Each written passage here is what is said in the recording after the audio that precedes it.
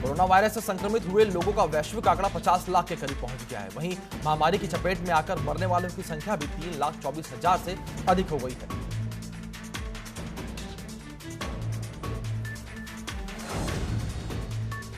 America में भी बुधवार को एक बार फिर कोरोना वायरस से हुई मौतों के आंकड़े में उछाल देखा गया है। बीते 24 घंटे में यहां करीब 1500 लोगों की जान चली गई है, जो पिछले कुछ दिनों में सबसे अधिक आंकड़ा है। बीते एक सप्ताह से अमेरिका में 1000 से कम मौतें दर्ज की जा रही थी, लेकिन अब एक बार फिर से यहां उछाल आया है।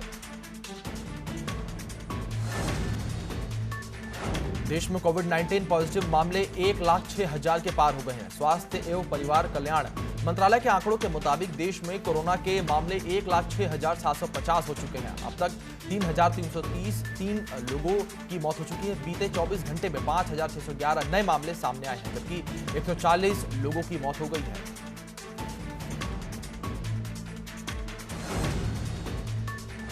कोरोना वायरस के मामले देश में 1 लाख से ज्यादा हो गए हैं। महाराष्ट्र सबसे ज्यादा प्रभावित राज्य है। महाराष्ट्र में 37,000 से ज्यादा कोरोना संक्रमित मरीज पाए गए हैं। वहीं महाराष्ट्र के बाद सबसे ज्यादा प्रभावित राज्य अब तमिलनाडु बन गया है। तमिलनाडु में कोरोना संक्रमित मरीजों की संख्या बढ़कर 11,760 हो गई है।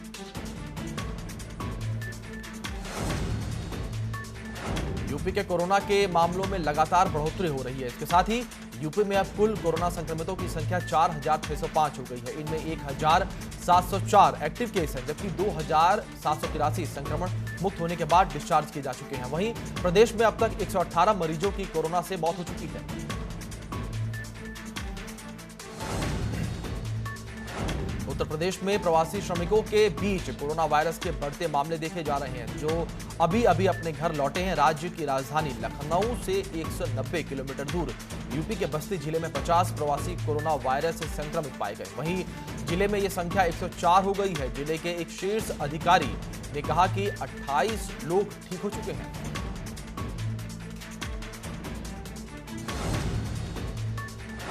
केंद्रीय स्वास्थ्य मंत्री डॉक्टर हर्षवर्धन जल्द ही वर्ल्ड हेल्थ ऑर्गेनाइजेशन कार्यकारी बोर्ड के अध्यक्ष के रूप में कार्यभार संभालने वाले हैं। WHO के मुताबिक भारत में कोरोना से लड़ाई में अहम भूमिका निभा रहे हर्षवर्धन अपना कार्यभार 22 मई को संभाल सकते हैं। वह जापान के डॉक्टर हिरोकी नाकाटानी की जगह बोर्ड के अध्यक्ष बनेंगे।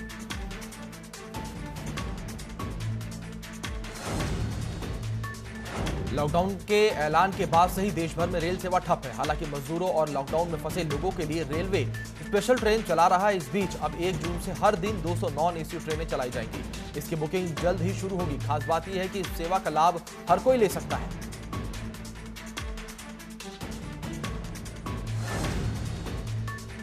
प्रवासी मजदूरों को बस मुहैया कराए बीजेपी। कांग्रेस में वार जारी है। कांग्रेस महासचिव प्रियंका गांधी वाड्रा ने निजी सचिव ने अपर मुख्य सचिव गृह को पत्र लिखा है। कांग्रेस ने कहा है कि आज शाम तक आगरा बॉर्डर पर बसें रहेंगी। साथ ही यूपी कांग्रेस अध्यक्ष के साथ दुर्व्यवहार की बात भी कही।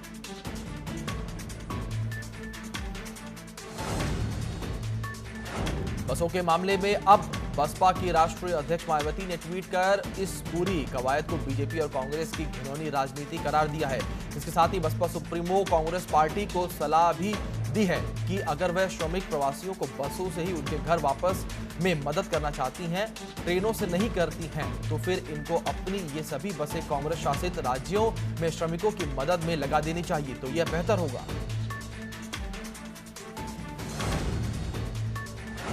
उत्तर प्रदेश में मजदूरों के लिए बसों को लेकर सरकार और कांग्रेस के बीच विवाद जारी है। प्रदेश के उप मुख्यमंत्री दिनेश शर्मा का आरोप है कि कांग्रेस सियासत कर रही है। उन्होंने कहा कि अगर कांग्रेस बिना जांच किए लोगों को ऐसे भेजेगी तो कोरोना संक्रमण का खतरा बढ़ेगा। इसकी जिम्मेदारी कौन लेगा?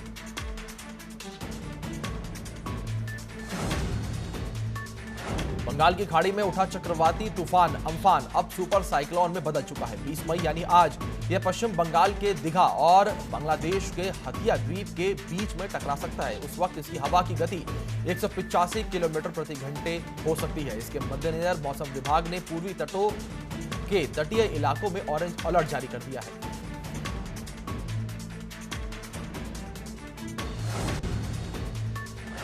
राजस्थान की गहलोत सरकार में पर्यटन मंत्री विश्वेंद्र सिंह ने एक बार प्रधानमंत्री नरेंद्र मोदी के आत्मनिर्भर अभियान का समर्थन किया है। उन्होंने कहा कि आईफोन अमेरिका में डिजाइन होता है और चीन में असेंबल्ड होता है, तो क्यों नहीं भारत में ही वह डिजाइन और असेंबल्ड हो।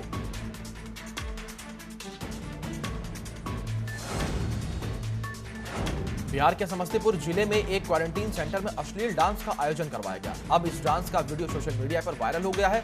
वायरल वीडियो के साथ दावा किया गया है कि ये प्रोग्राम क्वारंटीन सेंटर में रहने वाले कुछ लोगों और कुछ जनप्रतिनिधियों के मिलकर ये आयोजित करवाया था। रात भर नाच गाना चला और नियमों की जमकर धज्जियां उड़ाई गई।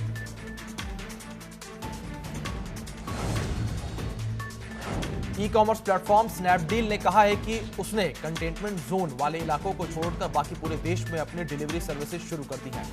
कंपनी 26,000 से ज्यादा पिन कोड क्षेत्रों में सेवाएं दे रही है। कंपनी ने कहा है कि वह अपने ग्राहकों को माल डिलीवरी होने पर कैश ऑन डिलीवरी का ऑप्शन भी दे रही है, जैसा कि वह पहले से करती आई है।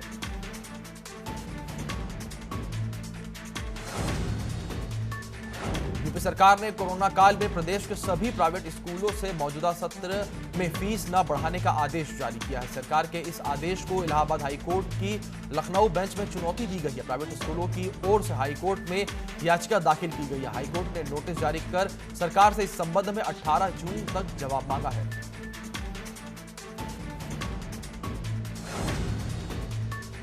गौतम बुद्ध नगर के जिला प्रशासन ने नई गाइडलाइंस जारी की है। जिले में स्कूल कॉलेज बंद रहेंगे, स्टेडियम खुलेंगे, लेकिन उनमें दर्शकों को प्रवेश की अनुमति नहीं होगी। कंटेनमेंट जोन छोड़कर सभी क्षेत्रों में उद्योग खोले जा सकते हैं। ऑफिस या फैक्ट्री परिसर में मास्क लगाना और सोशल डिस्टेंसिंग का पालन करना अनिवार्य होगा।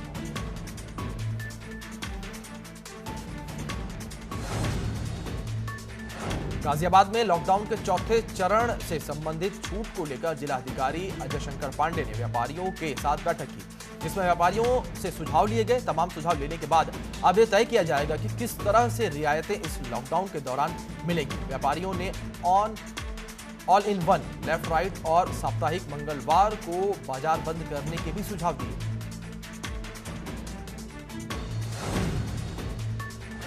यूपी कांग्रेस अध्यक्ष अजय कुमार लल्लू पर आगरा में केस दर्ज हुआ है। अजय कुमार लल्लू के साथ विवेक बंसल के खिलाफ भी फतेहपुर सीकरी थाने में केस दर्ज हुआ है।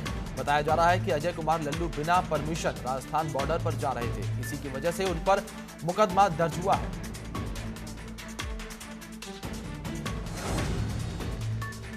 कांग्रेस अध्यक्ष अजय कुमार लल्लू की गिरफ्तारी के विरोध में आगरा के पुलिस लाइन गेट पर कांग्रेस कार्यकर्ता प्रदर्शन कर रहे हैं। साथ ही सरकार के खिलाफ जमकर नारेबाजी भी की। लॉकडाउन का उल्लंघन करने के खिलाफ कांग्रेस प्रदेश अध्यक्ष अजय कुमार लल्लू को गिरफ्तार किया गया है। पुलिस लाइन में उन्हें रखा गया है, जिसके बाद कांग्रेस कार्यकर्ता लगातार विरोध प्रदर्शन कर रहे हैं।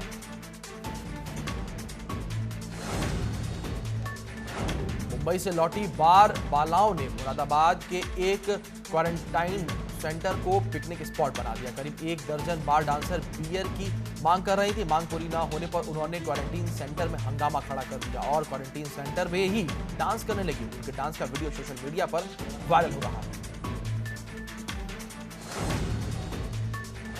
लखीमपुर खीरी से सटे इंडो नेपाल बॉर्डर पर नेपाली श्रमिकों ने हंगामा किया है। नेपाल सरकार ने अपने श्रमिकों को एंट्री नहीं दी, जिसके बाद मजदूरों ने जमकर नारेबाजी की। प्रदर्शन कर रही भीड़ पर पुलिस ने लाठियां बरसाई। जिला प्रशासन ने नेपाल के अधिकारियों से बातचीत की, जिसके बाद नेपाल सरकार ने 500 नेपाली नागरिकों को अनुमति दी है। नेपाली नागरिक 15 बसों से नेपाल भेजे जाएंगे।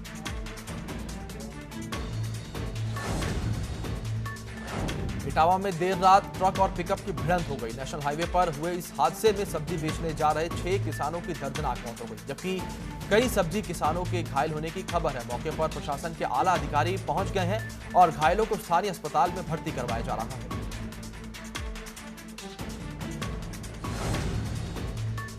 रामपुर में फिर कोरोना बम फूटा है। यहां 12 प्रवासी मजदूर पॉजिटिव निकले हैं, जिसके बाद स्वास्थ्य विभाग में हड़कंप मच गया है। जिले में फिलहाल कोरोना पॉजिटिव की संख्या 61 हो गई है। जो लोग नए पॉजिटिव निकले हैं, उनके परिवार को भी क्वारंटाइन किया जा रहा है और उनके इलाके को हॉटस्पॉट घोषित कर सील किया जा रहा है।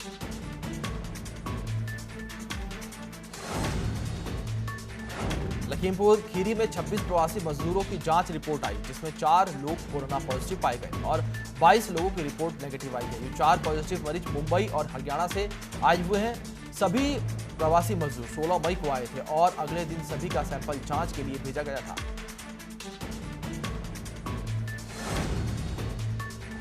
गाजियाबाद में छात्रों को 69,000 शिक्षक भर्ती जिला आवंटन फॉर्म भरने में काफी परेशानी हो रही है। फॉर्म में फाइनल सब मिशन में एरर आ रहा है, जिसके चलते छात्रों में निराशा है। बीते 2 दिन से छात्र लगातार फॉर्म भरने की कोशिश कर रहे हैं, उसके बावजूद भी फॉर्म नहीं भर पा रहे हैं।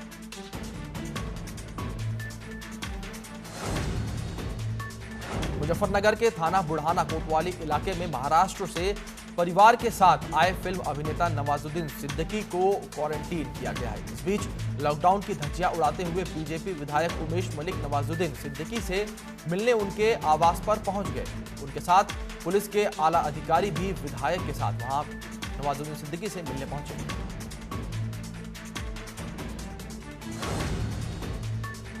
लखनऊ के पुलिस कमिश्नर सुजीत पांडे ने 21 मई से नो मास्क नो फ्यूल का फॉर्मूला लागू करने का आदेश दिया है, जिसके बाद अब उन गाड़ियों को पेट्रोल पंप कर्मी तेल नहीं देंगे जिनके चालक मास्क नहीं लगाए होंगे। साथ ही मास्क नहीं लगाने पर भी कार्रवाई की जाएगी।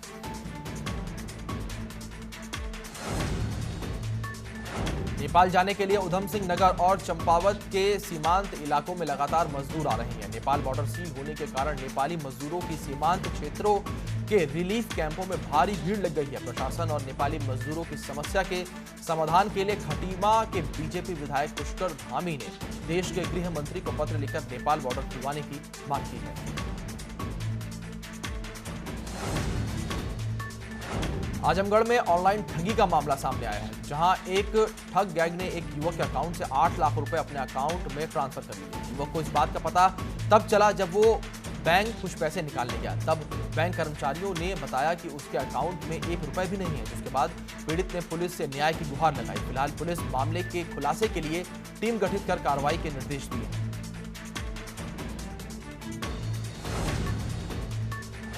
वाराणसी में मोहनसराय इलाके में मजदूरों के लिए कैंप की व्यवस्था की गई है, जहां पर असुरक्षित यात्रा कर रहे कामगारों और सड़कों पर पैदल चल रहे मजदूरों को कैंप में रोककर खाने पीने की सुविधा दी जा रही है और उन्हें बसों के माध्यम से घर भेजने की व्यवस्था की गई है।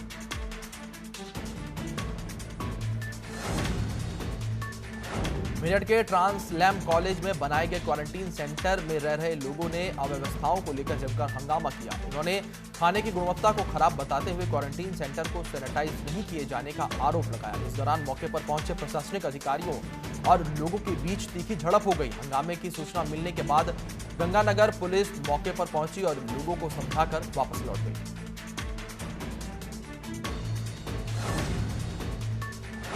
कानपुर देहात में एक मजदूर अपने परिवार को ठेले पर लेकर घर जा रहा था, वहीं दूसरी तरफ ट्रक के अंदर पूरा मजदूर परिवार घर जा रहा था। सभी मजदूर मध्य प्रदेश के रहने वाले हैं जो दिल्ली में काम करते थे, लेकिन प्रशासन इन लोगों की कोई सूद नहीं ले रहा है।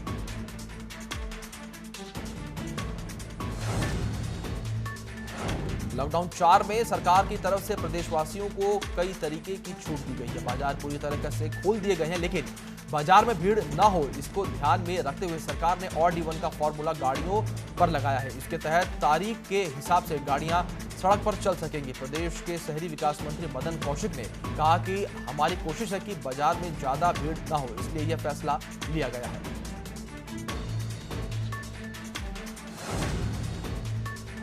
जैसे जैसे प्रवासी उत्तराखंड पहुंच रहे हैं, उससे पहाड़ के ग्रीन जोन और गांवों में कोरोना संक्रमण का खतरा बढ़ गया है। प्रदेश के कृषि मंत्री सुबोध उनियाल का कहना है कि पहले लगा था कि यह महामारी शहरी इलाकों में ही फैलेगी, इसका गांवों में कोई प्रभाव नहीं पड़ेगा, लेकिन अब जिस तरह पहाड़ के दूरस्थ इलाकों में कोरोना के मामले सामने आ रहे हैं, यह गंभीर चिंता का विषय है।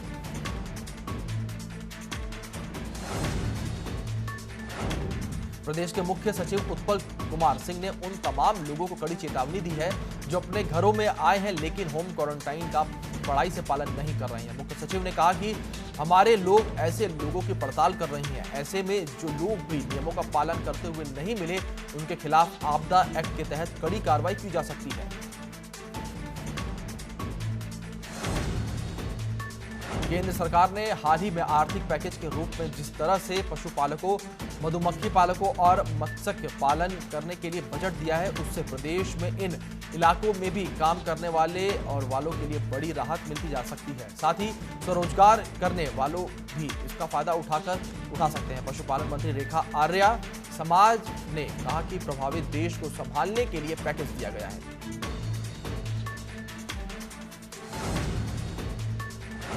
घर वापसी कर रहे प्रवासी प्रदेश के लिए बड़ी समस्या बने हुए हैं। ऐसे में कांग्रेस अध्यक्ष प्रीतम सिंह ने इसे बेहद गंभीर मामला बताया है। कांग्रेस अध्यक्ष प्रीतम सिंह ने कहा कि सरकार ने प्रवासियों को लेकर गंभीरता से ही काम नहीं किया, इसलिए लगातार मामले बढ़ रहे हैं। इसके साथ ही उन्होंने कहा कि सरकार जिस तरह से इन्हें क्वारंटीन कर रही है, उससे कई और लोगों को भी संक्रमित होने की संभावना है। लॉकडाउन 4 में रियायत मिलने के बाद आज देहरादून में सैलून, स्पा और छोटी नाई की दुकानें शर्त के साथ खोलने दी गई। राजधानी देहरादून में सुबह 7 बजे से 4 बजे तक सैलून और स्पा खुल सकेंगे। जिलाधिकारी ने गाइडलाइन जारी करते हुए सोशल डिस्टेंसिंग, मास्क और पीपीई किट पहनकर ही बाल काटने के निर्देश जारी किए हैं। कानपुर देहात में शासन के सख्त होने के बाद भी जिले के प्रशासन की लापरवाही देखी जा सकती है। दूसरे राज्यों से अपने गांव पहुंच रहे लोगों को प्रशासन की तरफ से ऐसे क्वारंटीन सेंटर बनाया गया जहां किसी भी चीज की सुविधा नहीं है, जिसकी वजह से लोग खेतों में रहने को मजबूर है। यहां तक कि खाना भी लोग अपने घरों से मंगाकर खा रहे हैं। कोरोना महामारी के चलते यूपी एमपी बॉर्डर फंसे प्रवासी मजदूरों के हितों को ध्यान में रखते हुए जिला प्रशासन ने रेल प्रशासन की मदद से उन्हें उनके घर भिजवाने की व्यवस्था की है। इस दौरान 1520 मजदूरों को झांसी कानपुर के रास्ते गोरखपुर तक स्पेशल ट्रेन के माध्यम से भिजवाया गया। यह ट्रेन ललितपुर से चलकर गोरखपुर तक जाएगी।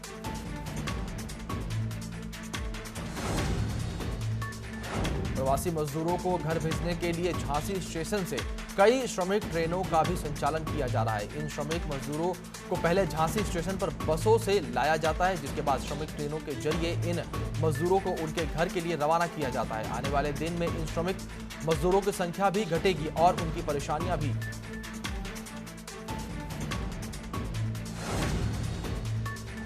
सीमांत खटीमा में प्रदेश महामंत्री भुवन कपाड़ी के नेतृत्व में अब कांग्रेस कार्यकर्ता अन्य प्रदेशों से घर आ रहे प्रवासियों की प्यास बुझाएंगे। गांव के क्वारंटीन सेंटर में रखे गए प्रवासियों को कांग्रेस बोतल बंद पानी मुहैया कराएगी। प्रथम चरण में कांग्रेस ने खटीमा के लिए 21,000 बोतलें पानी का लक्ष्य रखा है।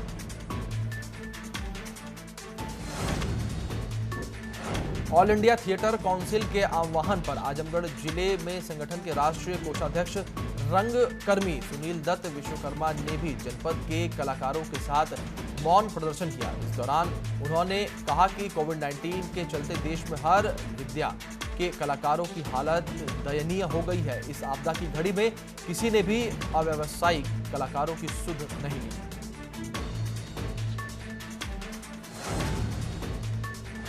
गोरखपुर में दबंगों ने महिलाओं और लड़कियों को जमकर पीटा। जिले के गगहा थाना क्षेत्र जगदीशपुर भलुआना के पिछले दिनों दबंगों ने गरीब परिवार की महिलाओं और लड़कियों को जमकर पिटाई की, जिसका वीडियो अब वायरल हो रहा है। वहीं पीड़ित अधिकारियों से न्याय की गुहार लगा रहा है, क्योंकि स्थानीय पुलिस पीड़ितों को ही धमका रही है।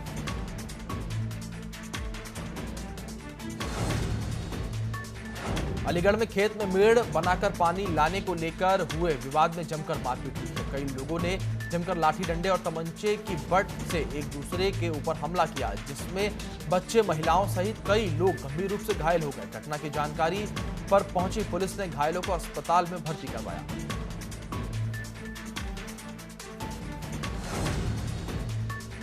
मेरठ के थाना रोहटा क्षेत्र के सलाहपुर गांव में टिकटॉक के नशे में चूर युवक ने अवैध तमंचे से फायरिंग की और उसका वीडियो बनाकर टिकटॉक पर अपलोड कर दिया।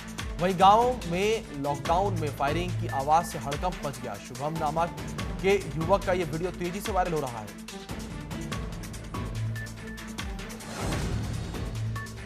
लखनऊ के निगोहा थाना इलाके में नाली के विवाद को लेकर दो पक्षों में फायरिंग हो गई। मामूली कहासुनी से शुरू हुई बात मारपीट और फायरिंग तक पहुंच गई। इस घटना में एक महिला का पैर भी टूट गया। कंट्रोल रूम में सूचना देने के बाद भी पुलिस काफी देर बाद पहुंची। फायरिंग के बाद ग्रामीणों में दहशत का माहौल है। तनाव को देखते हुए गांव में पुलिस की तैनाती की गई है।